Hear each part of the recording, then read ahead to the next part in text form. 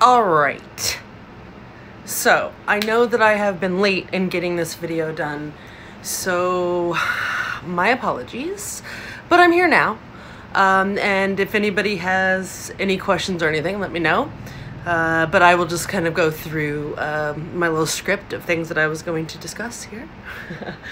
So, masturbation, right? Why is this so important to masturbate? I mean, there's been a lot of taboos about masturbation throughout the years, as we know. There's that whole, Harry Palms thing, the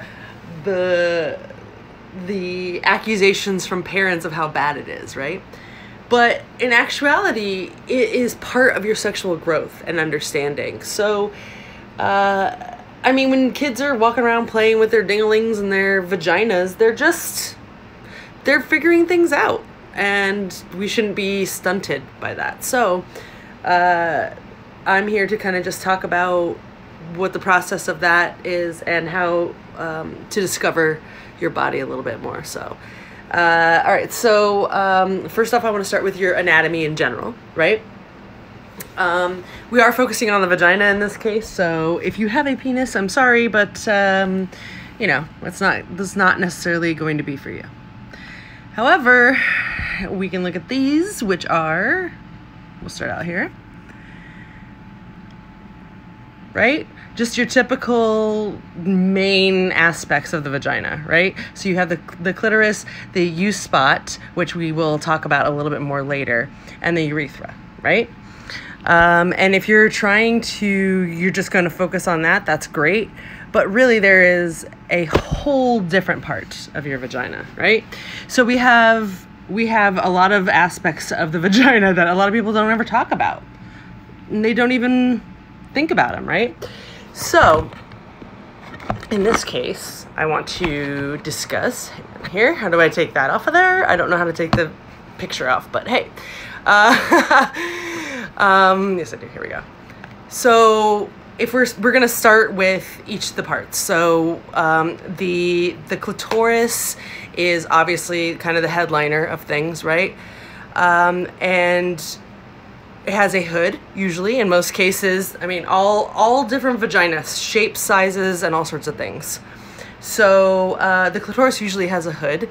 Some people like how it feels to rub their clit through their hood. Some people like direct contact. That's one thing that you need to play with if you're doing that. And then, of course, there's the labia. And there you have the majora and the minora. So the majora are the larger lips that you usually see just, in general. The minora are the smaller lips, and yes, they come in all shapes and sizes. Some people have hardly any. Some people have ones that protrude past their majora. Totally normal in any aspect.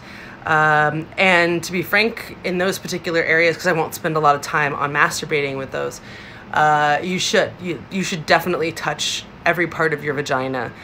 Get into every crease and crevice and learn it, because it's only gonna help you in the long run.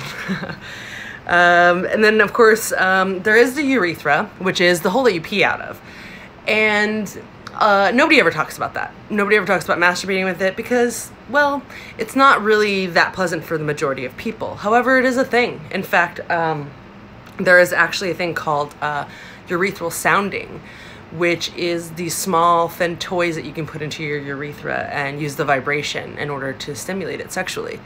So, you can do that, but most of the time a little rub on the U-spot, which is just under the urethra, as I showed in that diagram earlier, even some of that can give sexual pleasure. So definitely, play with that. We can talk about, what else should we talk about here? There's no known benefits for urethral masturbation, but to each their own. Like, don't yuck anybody's yum. If somebody likes it, they like it.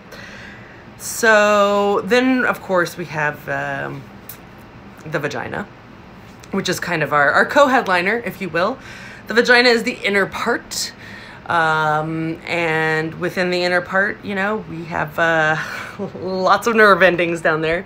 But this is kind of the focus. So let me show you a diagram of the vagina. so you can see all of the parts that we're going to be discussing here. So, as you can see, there's a whole bunch. Some of the ones that we discussed earlier, right? Mostly in this case, you will see that we're going to be discussing the G-spot, which you can see is slightly circled there in that white dotted line. And then there's also the A-spot. So within this, we're going to discuss different ways to masturbate in these different parts of your vagina and the different erogenous zones that you might want to consider if you're going to be doing that. So first off, I mean, the biggest thing is just turning yourself on, right? A lot of people just get right to it when they're masturbating. And if you've already explored your body a little bit and you know that what works for you, that's great. However, I would still encourage you to try some other stuff, you know? Because people tend to get caught in a rut of what they know. This happens in your sex life as well. And you're like, oh, I know I can come like this. And, you know, that's great. But hey, once you know you can come like that, open it up to trying other things, right? So when you start, explore your body. I mean, set it up to where you're, you know, take a shower or a bath, put some music on, dance by yourself, like whatever you need to do to feel, I mean, basically take yourself out on a date, right? And when you start to touch your body, touch all of your body, like feel different aspects of things. Your neck, your hands, kiss your hand, bite the palm of your hand, touch everywhere. And then when you do finally get to focusing on your vagina area, or your vaginal area, I should say, don't just get right to that either. Tease it a little bit. Touch different parts of your vagina. Again, like I was saying earlier, explore every aspect of it.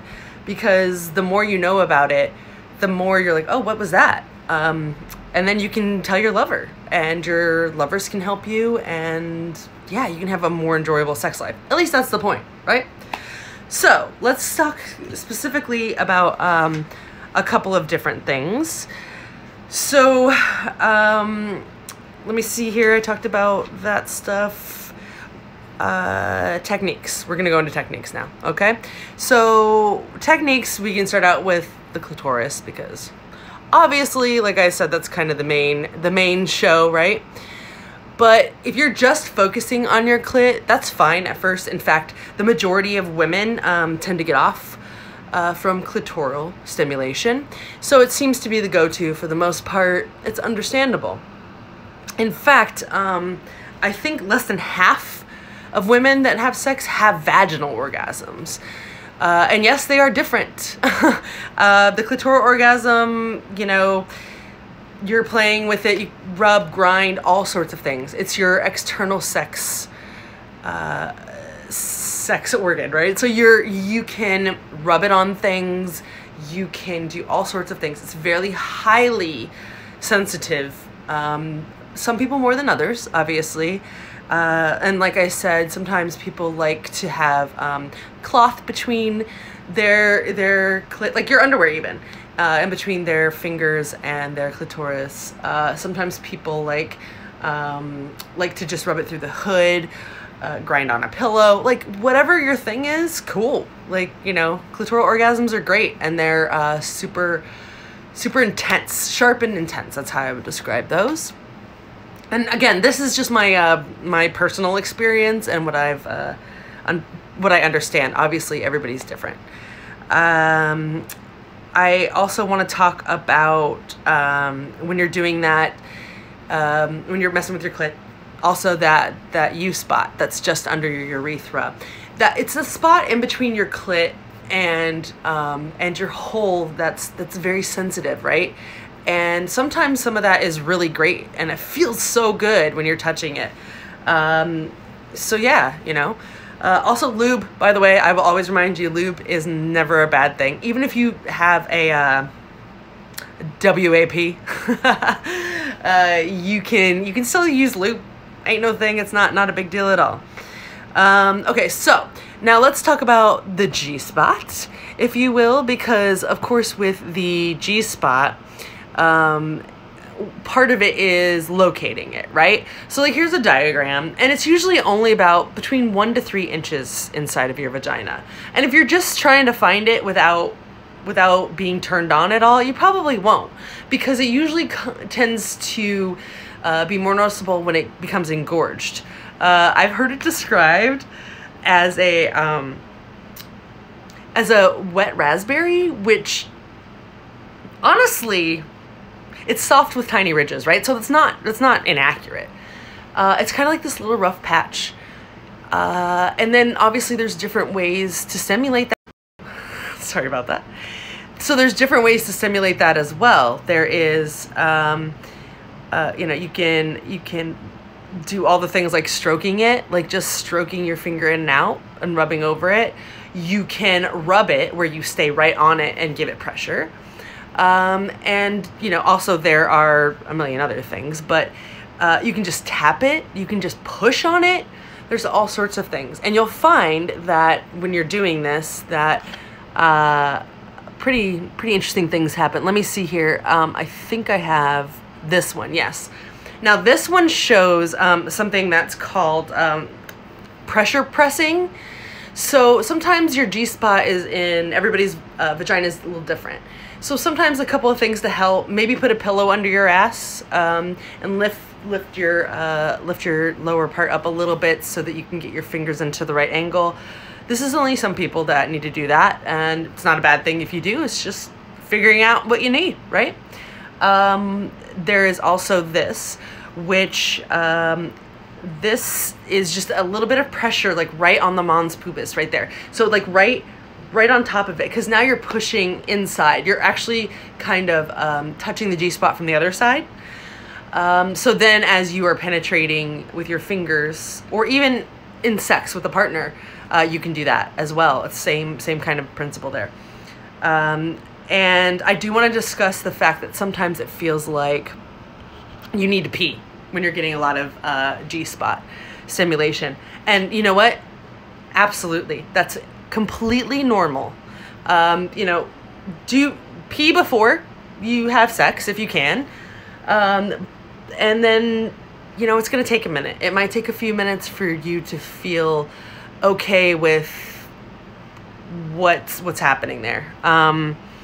And you're not going to pee, but I mean, even if you do, prepare yourself for that. You know, like it's not anything to be embarrassed about, but there's this release of like being able to let go. And that's probably when you're going to be squirting. And yes, you can make yourself squirt, as I discussed in my fisting video. It's definitely a possibility. So, anyway, there's also, by the way, while you're inside of yourself, I mean, it can never hurt to also stimulate your clitoris, right? So as you can see, this person's using both hands and they are inside their vagina and rubbing their clit. Honestly, when I masturbate, this is one of my favorite things to do, for sure. Because hello, it's great. It feels awesome. If I want any kind of penetration at all, that is. Okay, so now I'm gonna move to the A spot. Some people say it's a myth. It's not a myth. I promise you it's not a myth. Having it stimulated myself and then stimulating it in other people as well, that's my experience. It's also known, I mean, the like aspect of it is known as anterior fornix erogenous zone. And where that is, I'm going to show you on a diagram here. The A spot is further back. It might be difficult for you to reach it with just your fingers. And if that's the case, you can use a toy, a dildo, even a vibrator, which I'll talk more about that stuff in a minute. But you can definitely use something to get in there if your fingers don't reach. The experience that this tends to give people, it feels like it's deep. So it's like, it's feeling that deep penetration, and it's usually like sharp and quick feeling, in the sense of like just being fucked. I mean, that's the only way I can describe it, right? So it tends to be a full body, like leg shaking kind of orgasm if the G-spot one isn't already. But yes, definitely a thing. And as for toys, let's talk about toys for a second, right? A lot of women go to the vibrator, right? And vibrators are great. I mean, Hitachis are a thing for those of you that like Hitachis. And yes, you can have fun with vibrators with your partner during sex, all of those things. I think vibrators are super important. I think they do great things for your sexual understanding. The point of them is, I mean, they have a lot of that. The vibration, okay, there's a few things to consider. We'll just put it that way, right? So the power of it, the different kind of modes, like what you want. Some vibrators have a thing that moves you on your clit as it's vibrating your vagina if you're going to do penetration. And yeah, I mean, there's a billion different kinds, right? So there's shapes, there's amount of noise, if that's a thing for you. You know, the Hitachis aren't that quiet. You can get some quieter ones, but maybe that's what you don't care about. You just want that powerful vibration. You should and can use the vibrator on other parts of your body, your nipples, like all around your vagina, just anything that might be an erogenous zone that you want to see how it feels to be vibrated, right? If you do want to use the vibrator inside of you, absolutely, that's okay. In fact, like, this is an example, that's another way you can hit your A spot, right? So if you want to use the vibrator, internally consider that for your shape of what you're going to purchase. And yeah, I mean, because like I'm going to always encourage you, if you're masturbating at all, to re-enter with your hands and use your fingers and things that aren't as powerful with vibration, because we all know that there is a little bit of what I call the vibrator syndrome. And that is your body and your clitoris and everything, your vaginal area gets used to that vibration, right? And so then your body starts to rely on that to come. I know some of you might have been even frustrated with this. Honestly, it's a thing that does happen. It is a valid thing that happens. However, I will say that if you just wait a little bit, I mean, everybody's different, but if you just back off the vibrator for a while and stop using it for a little bit, the sensitivity will start to come back to where you can, you and your partners can please you without the vibrator. But if you just don't want to and you want that vibrator, fucking yes, I'm all for it. I support you and whatever decision you make there. Also, I do want to point out, when it comes to toys, you can do things like this, right? You can start rubbing your G-spot with that and using the vibrator on your clit if that's what you like. Like, there's so many different ways and different things for you to experiment with, and you should. Because, I mean, really. Anyway, there's obviously a lot of other toys that you can use. And there's plenty of dildos you can use out there, right? Same kind of principle. There's even vibrating dildos, but there's plugs. There's different kinds of machines that you can get. Like I said, some people use pillows. You can run water on your vagina. I mean, some people use food. Like, there's so many different ways to masturbate that I just encourage you to try any and all of them, because the more things that you try, the better. It's just going to open your eyes up. Not just for you, but for your partners as well. Now, I do, by the way, if anybody has any interesting methods or anything, let me know. Like, comment. You can comment here or comment on the YouTube once I get it up on there. But I do want to talk about something that's particularly important, and probably almost the most important aspect of masturbation. It's mental health, right? So a lot of us, if not all of us, and I'm not including any gender in that, have sexual trauma. And with our sexual trauma is a lot of things that happen, right? So part of working through that is masturbation, because you can trust yourself. It's you. You know when you need to stop. You know if something's going too far. So pushing yourself in that way can be a really valuable tool to helping open up to your sexuality. There are also people that have trouble even reaching orgasm because there's this block, you know? And with this block, sometimes you get like, there's performance anxiety, right? There's stress. I mean, societal taboos and pressure, right? And if you identify as a woman at any time, you know that we were brought up to please. We are the pleasers. We are to please. That is our job. And if you have ever identified as a male, you understand that the aspect of sex tends to lean towards, how do I please the man? And unfortunately, that's just been ingrained into our heads and into life and society. And I mean, that's how people relate to things now. So that being said, there is a sexual revolution, and part of that, and part of getting through your trauma, is pleasure. And part of getting more pleasure is learning more about your body. So please, by all means,